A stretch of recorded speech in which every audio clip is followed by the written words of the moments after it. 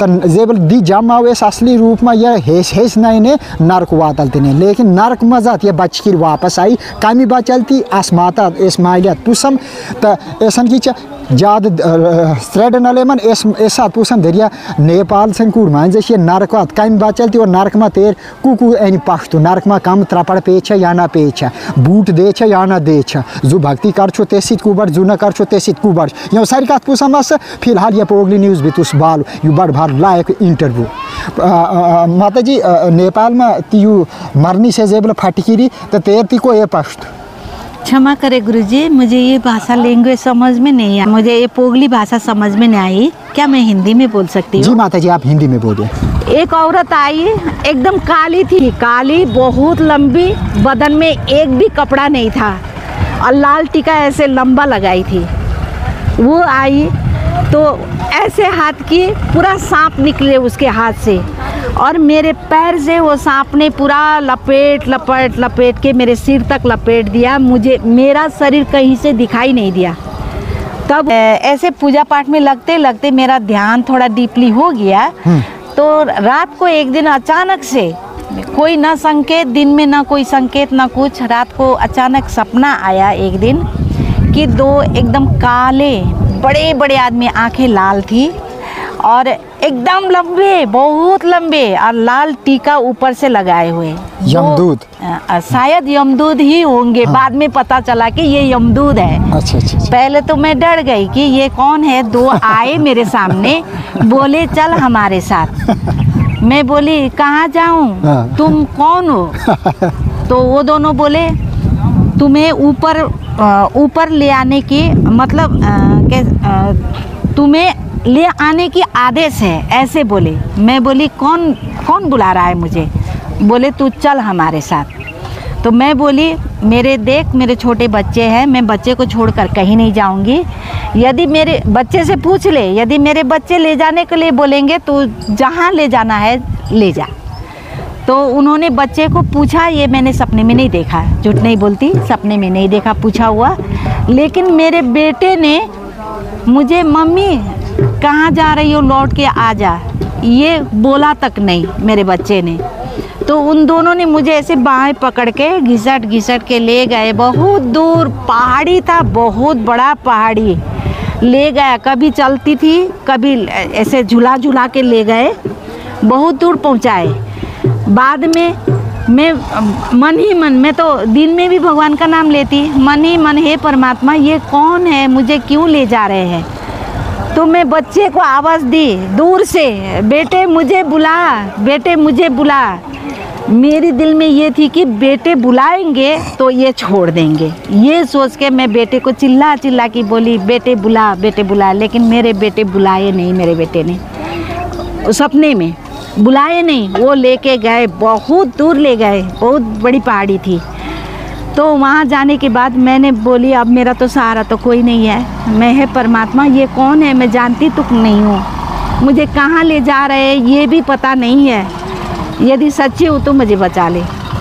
इतने में एक औरत आई, देखिए मेरा गला भी सूख गया है। सच्ची में मेरे अंदर से ना कुछ अलग सी हो जाती है ये सब बात बोलती हूँ तो।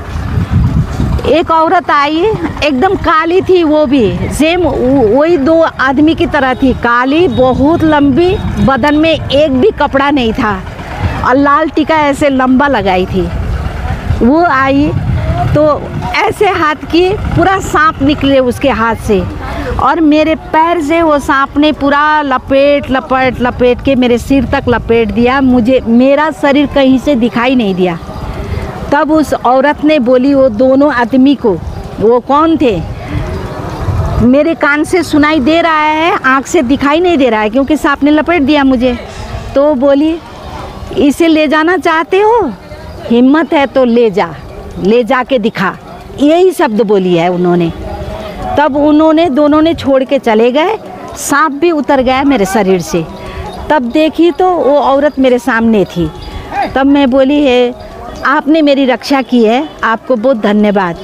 तो फट से मैं जग गई। तो मेरे हस्बैंड ने भी बोला ना रात में कुछ हुआ था, मुझे बिस्तर पे ही कुछ हुआ था, मुझे लगा ये मैं सपना देख रही हूँ, वास्तव में मुझे कुछ हुआ था।